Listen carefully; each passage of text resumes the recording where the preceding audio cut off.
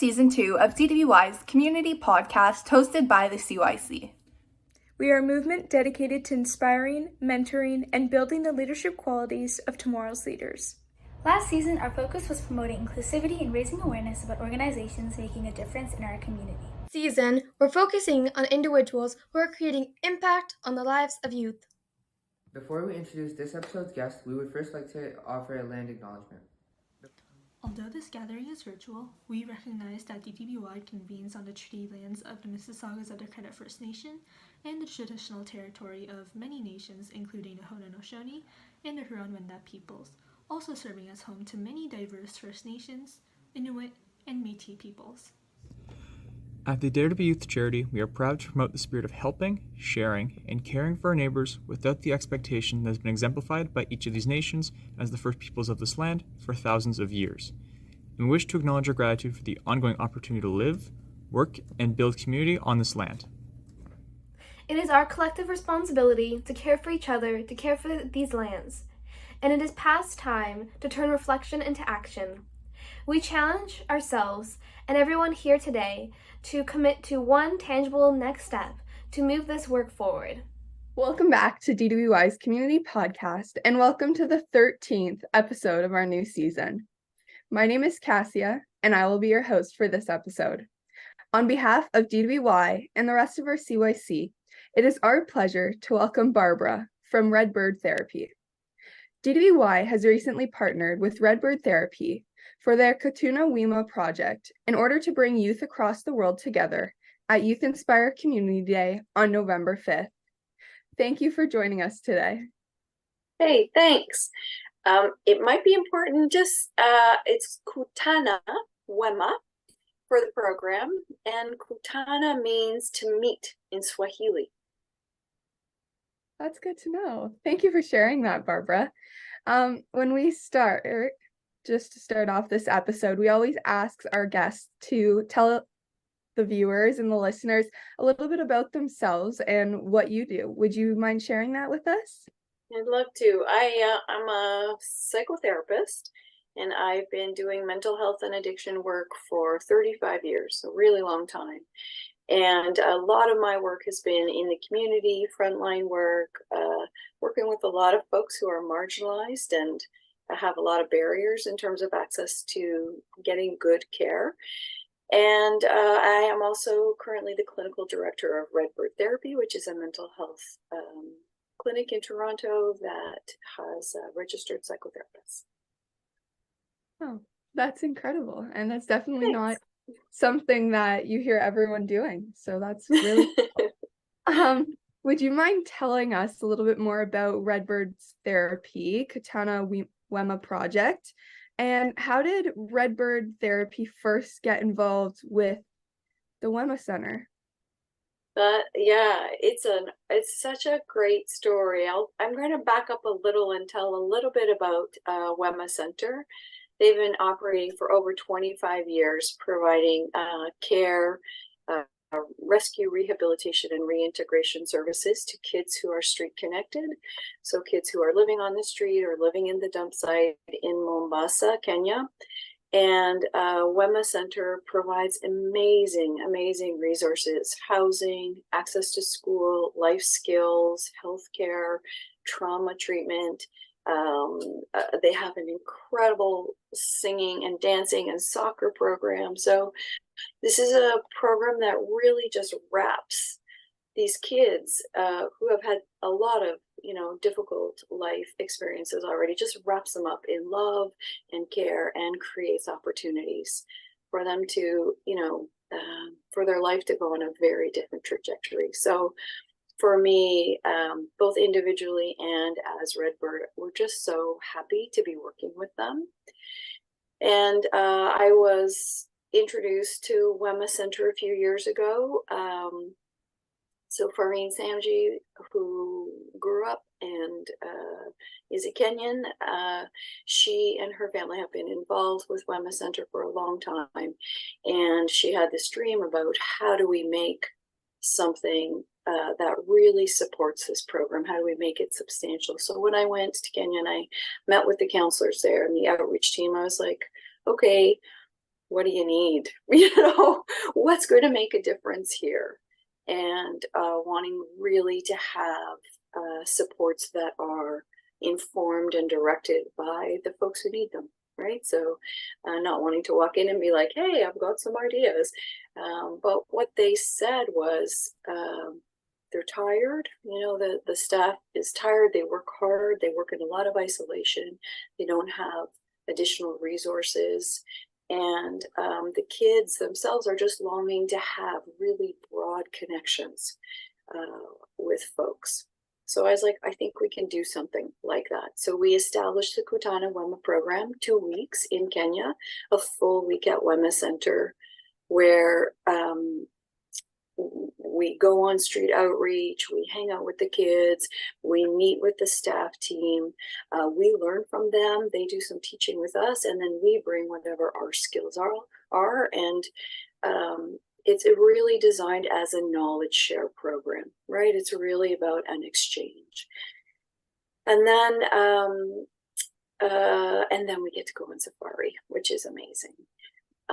So the program as a whole in Kenya is like a very deep transformational exposure and knowledge share exchange. And then Kutana Wema developed a second component, which is a trauma consultation, an international peer trauma consultation program. So for folks who internationally don't have access to peer supports, to additional training, we just created environments. So Redbird hosts those. And we get together, we support one another, we talk about trauma treatment in our own environments, you know, bring case studies and try and learn from one another. And really, as you can imagine, you know, doing intensive trauma work is hard. It takes a fair amount of energy and oomph from folks who are doing it. And the more that we can be connected with one another, the easier it is to do that work. So the peer consultations operate in that way. And the connection with DTBY is the newest part. It's so amazing because your program is like so deeply committed to youth empowerment in the same way that Wema is. And so there's this beautiful synergy happening here where we can begin to have youth to youth connections internationally. You know, we'd love, of course, folks involved with DTBY to join us in Kenya and meet the kids and learn from their experience. And really, you know, like I said, the whole piece is about meeting and crossing all of these kind of sociological divides, country divides, life experience divides, and finding our common humanity. And I think Kutana Wema does that really well, and it's incredible to have you joining us in this process. It's amazing to have you guys join us as well, and I really like how you shared that it's never like someone's sharing information or bringing experiences, it's always an exchange, and that's such a good way to put it. And another comment I wanted to add is when you were describing how Redbird therapy, like in my head, I just picture like Redbird therapy with 2 big arms, just giving a big hug to like the globe. I'm sure you've seen those pictures, but that's exactly what came to mind when you were talking about that. So that's so sweet. Can I just say something about that? Because honestly, when we were there, and if you ask anybody who has already come on the trip to Kenya, they're going to be like, yeah, I thought I was going to go in and give them a whole big hug and bring my love, which of course happened. But everybody said, oh my gosh, I can't believe how much love we were greeted with, and the kind of warmth and the welcome. And, you know, these kids who have lived through some really, really brutal circumstances just have so much to offer that it's kind of shocking to our system to be like, oh, I thought I was doing good work here, but actually I'm an incredible recipient. I'm sure everyone leaves with such a good feeling after those visits as well. That's so incredible. So I know you did mention a little bit about how Redbird Therapy got involved with DTBY, but how do you guys specifically support our mission of sort of empowering the youth leaders and that aspect of it. Yeah, it's a great, there is just this great overlap in terms of mission and vision with DTBY and with the Wema Centre. And in my own career, I started in youth work. I worked for a very long time initially with young folks, and there is a kind of, I don't know how to describe it. I think, when you're looking at youth empowerment and you're imagining, not just like, I know we often have this idea like, oh, youth are the leaders of the future, but I kind of think actually youth are the leaders of today because the amount of wisdom, the amount of energy, the amount of insight with the young people that I have met is incredible. And I think the more space we make to support youth to do what they are doing now, to realize their dreams, to dream big, I actually think there's a way that, as a society, as a culture, as a globe, as this tiny, vulnerable little circle that we live on, we need the kind of visionary capacity that you have. And so, a mentorship role, I think, is only as useful as it makes space for youth to really bring their full self and make change here and now, and not just be looking ahead, but really in the current day. Yeah, I like how you say youth are the leaders of today and not necessarily the future, but I think that's nicely phrased. I'll put it that way. So as we mentioned, the youth from the Wema Centre will be joining us at our 3rd annual Community Day Summit on November 5th. As you know, this year's theme is impact. So what experiences have you had or underwent, Barbara, that have impacted who you are as a person today?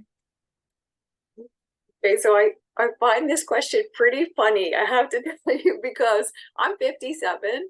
So I have a lot of experience under my belt. And, I was trying to be like, oh, there has been so many, I've been very lucky and very privileged in having incredible mentors in my life and incredible experiences. But when I think about what's impacted me, I have sort of 2 categories. I have the category where I have had to face some struggle or some suffering, and where someone has showed up for me and been like, hey, you got this, you're going to figure it out, and the thing you are walking through right now is going to make you a better person, a better therapist, a better partner, whatever, make the list. And I think that happens in everybody's lives.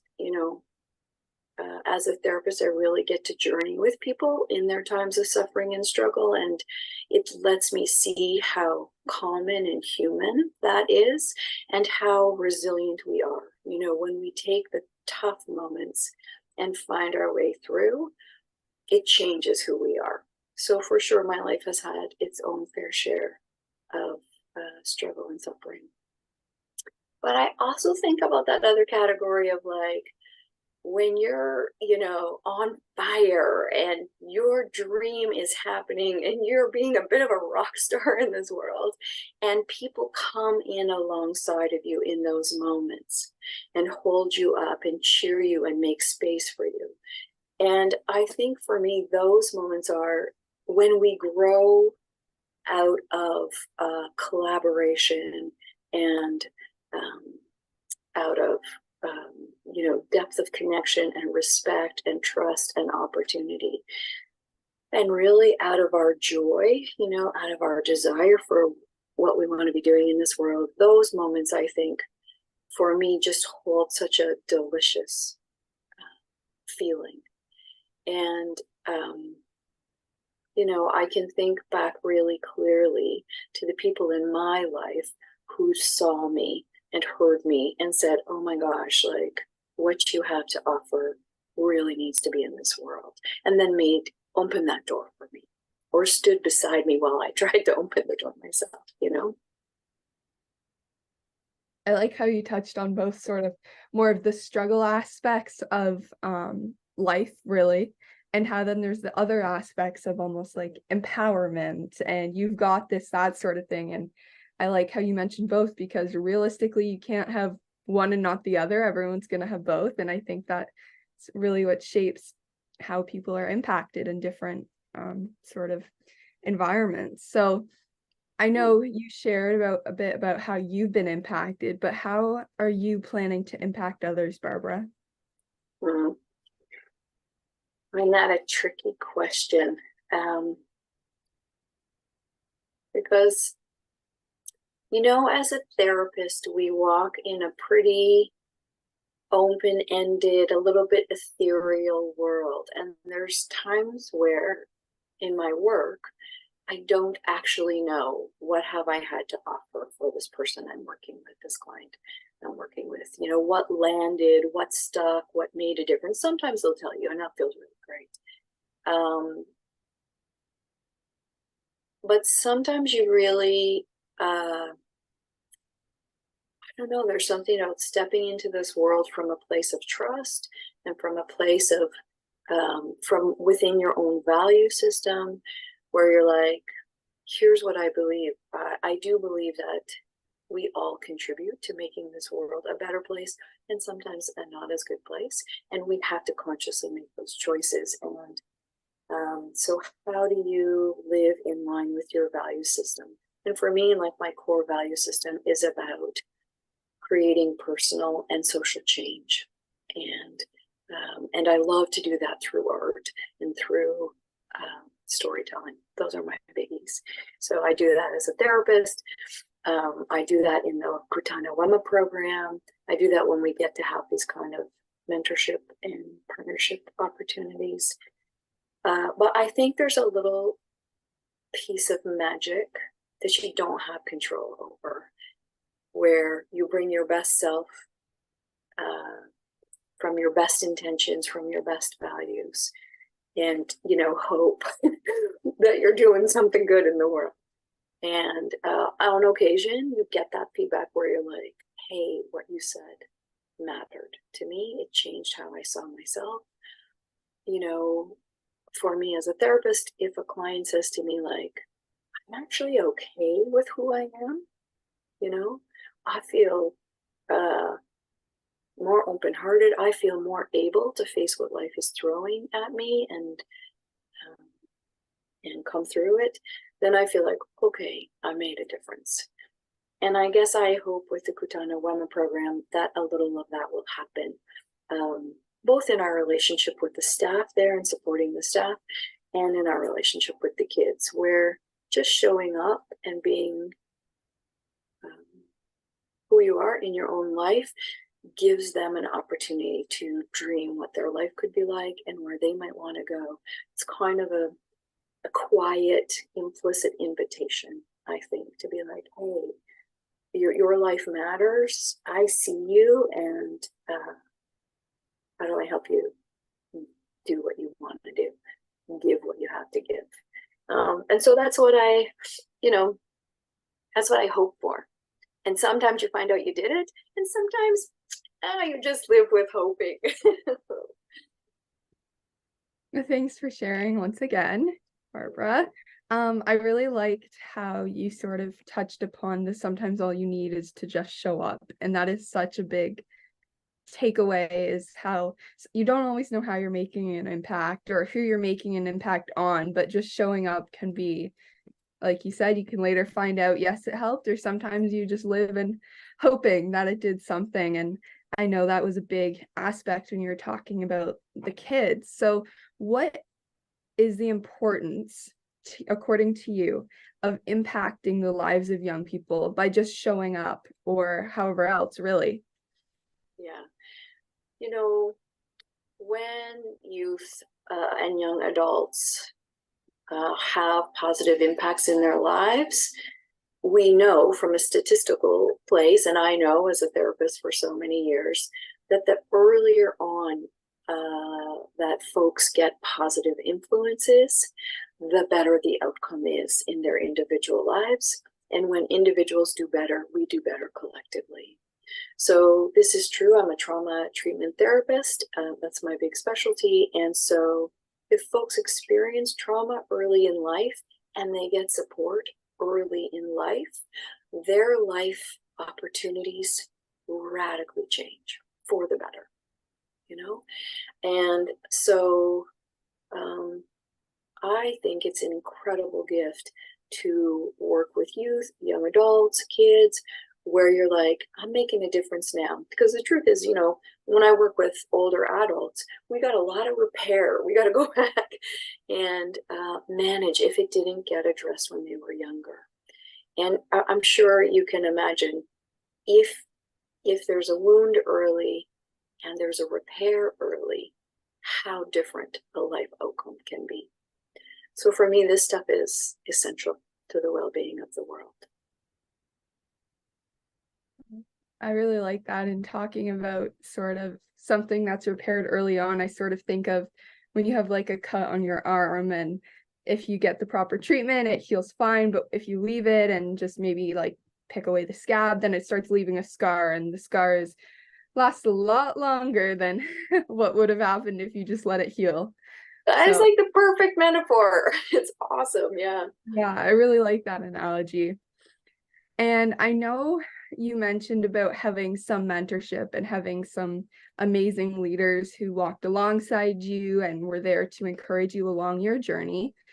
But how could you have benefited from having more mentorship and more support as a young person? Yeah, I think having somebody who'd lived a bit longer than me alongside for making some of the big decisions, where I might have a dream about what I want and I might have a vision about where I'm going, but honestly, I just don't have enough life experience to know how to get there. What are the steps? You know, how do I pick a university? How do I decide which program is better? How do I leverage my relationships and my connections towards a positive outcome?